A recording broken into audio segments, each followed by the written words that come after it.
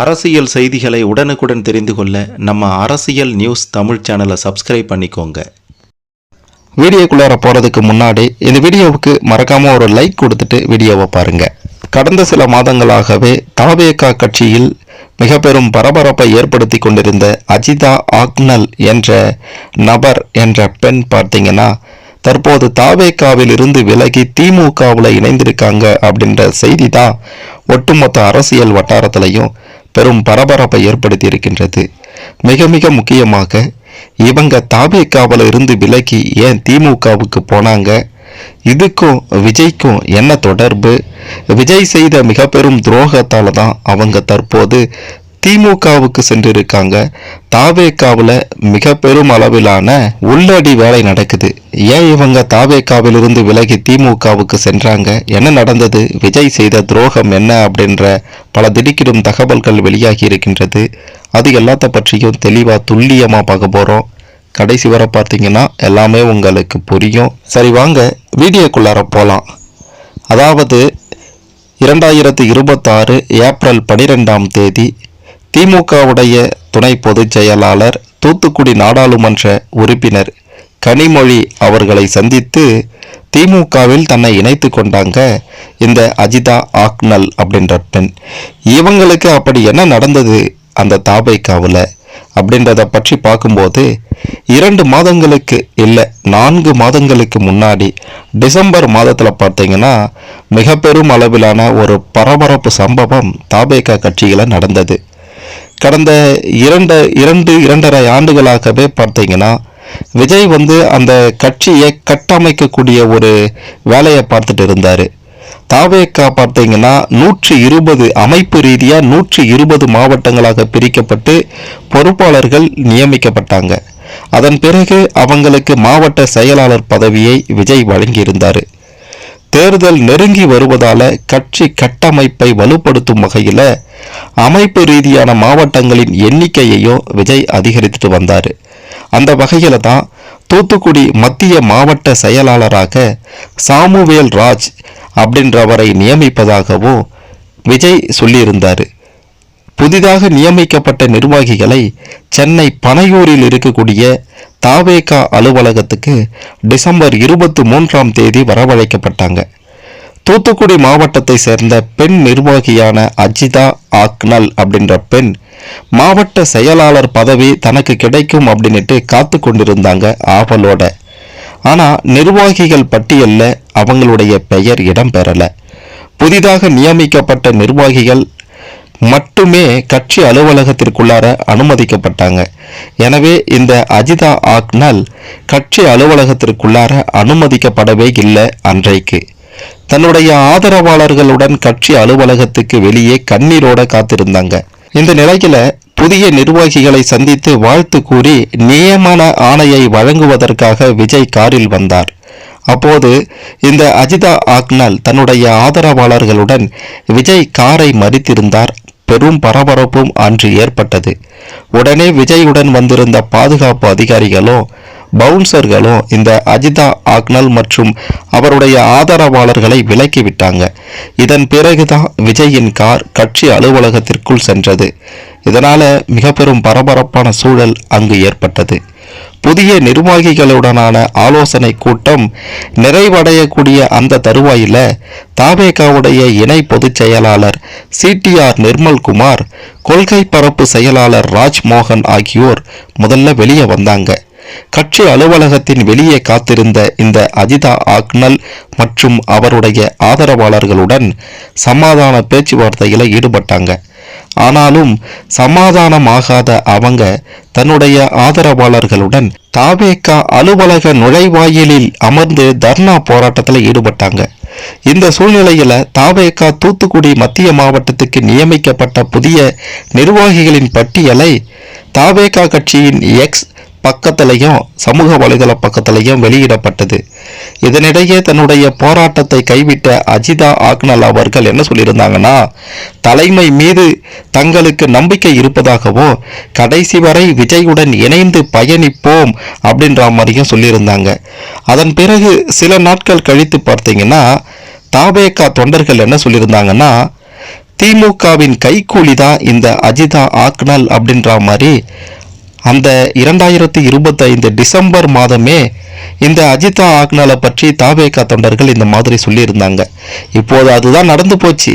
சரி, அந்த மன உளைச்சல்ல இருந்த அஜிதா ஆக்னல் என்ன பண்ணாங்கன்னா தூக்க மாத்திரை போட்டுக்கினாங்க. இதன் காரணமாக மருத்துவமனையில் அனுமதிக்கப்பட்டாங்க. அப்போது இந்த விவகாரம் பெரும் பரபரப்பை ஏற்படுத்தி இருந்தது. சரி, அஜிதா ஆக்னலுக்கு என்ன நடந்தது அப்படின்றத தெரிந்து கொண்டிருப்பீங்க. இவங்க திமுகவுக்கு எப்படி போனாங்க அப்படின்றத பற்றியும் விஜய் செய்த மிக பெரும் துரோகம் என்ன அப்படின்றத பற்றியும் பார்க்கும்போது முதல்வர் ஸ்டாலின் அவர்கள் பார்த்தீங்கன்னா தூத்துக்குடிக்கு ஏப்ரல் 12ஆம் தேதி மாலையில் 4 மணிக்கு பிரச்சாரத்துக்காக போறார் அப்படின்றது தான் செய்தி. அதற்குள்ளார தாவேகா நிர்வாகி அஜிதாவை திமுக முகாமுக்கு இழுத்து முதல்வர் முன்னிலையில் கட்சியில் இணைத்துவிட வேண்டும் அப்படின்ட்டு ஒரு டீம் தீவிரமாக வேலை பார்த்து வந்தது.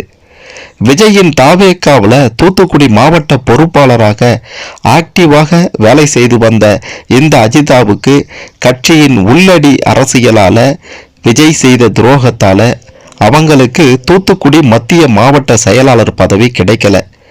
அந்த சாமுவேல் ராஜ் அப்படின்றவருக்கு கிடைத்தது அப்படின்றத பார்த்துருந்தோம். தாவேகா தலைமை அஜிதாவை அதன் பிறகு கண்டுகொள்ளவே இல்லையா.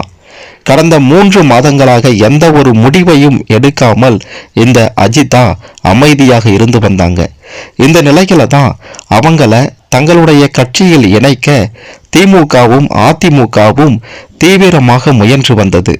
திமுக தரப்பில் அமைச்சர் அனிதா ராதாகிருஷ்ணனும் அதிமுக தரப்பில் செல்லப்பாண்டியன் சண்முகநாதனும் அஜிதாவை அணுகி தங்களுடைய முகாமுக்கு இழுக்க பேசியிருக்காங்க. இதனிடையே சசிகலா அணியும் நாம் தமிழரும் கூட அஜிதாவிடம் பேசி பார்த்திருக்காங்க.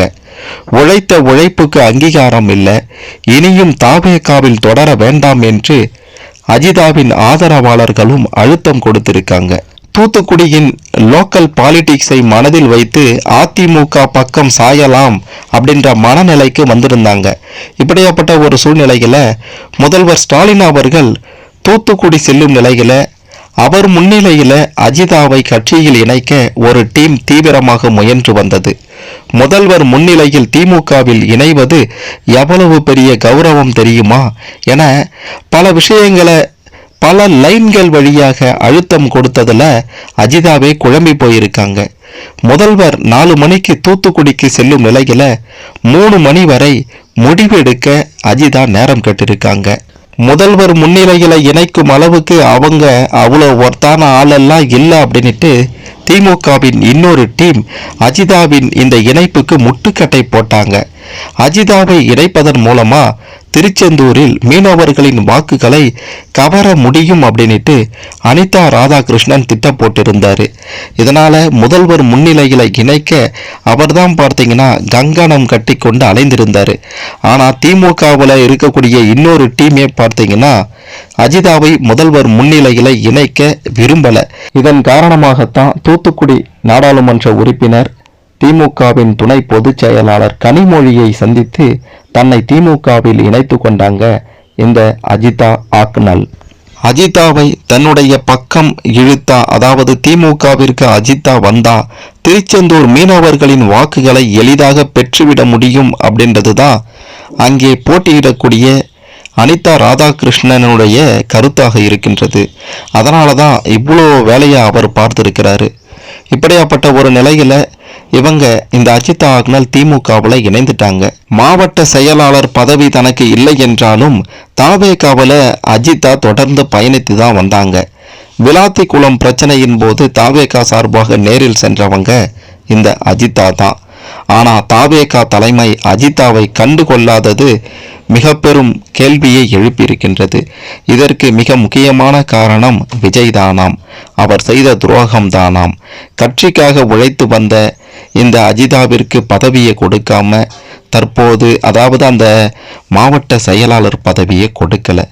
மாவட்ட செயலாளர் பதவி இல்லைனாலும் பரவாயில்லை, நம்மளை விஜயும் தாவேகா கட்சியும் கைவிடாது, இந்த சட்டமன்ற தேர்தலில் சீட்டு கிடைக்கும் அப்படின்ற மாதிரி காத்து கொண்டிருந்த அஜிதாவுக்கு மேலும் அதிர்ச்சி தான் காத்திருந்தது.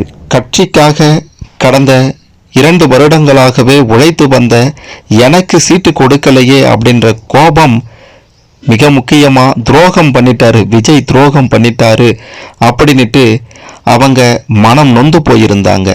தூத்துக்குடி தொகுதியில் போட்டியிட தாவேகா தலைமை வாய்ப்பு வழங்கும், தனக்கு அந்த வாய்ப்பு கிடைக்கும் அப்படின்னுட்டு நம்பி இருந்தாங்க. ஆனா அந்த தொகுதிக்கு விஜயின் நண்பர் ஸ்ரீநாத் வேட்பாளராக அறிவிக்கப்பட்டார். இதனால தான் பார்த்தீங்கன்னா அஜிதாவுக்கு மேலும் கோபம் அதிகமானது. ஏற்கனவே மாவட்ட செயலாளர் பதவி கிடைக்கல, அப்போதே அதிருப்தியில் இருந்தாங்க. அதன் பிறகு கட்சி கண்டுகொள்ளவே இல்லை.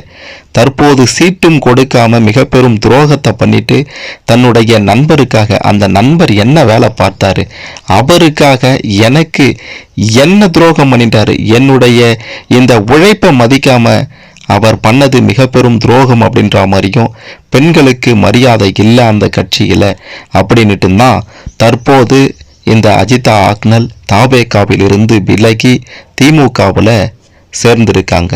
தாவேகாவில் இருந்து விலகி திமுகவில் அஜிதா ஆக்னல் சேர்ந்ததை பற்றி நீங்க என்ன நினைக்கிறீங்க?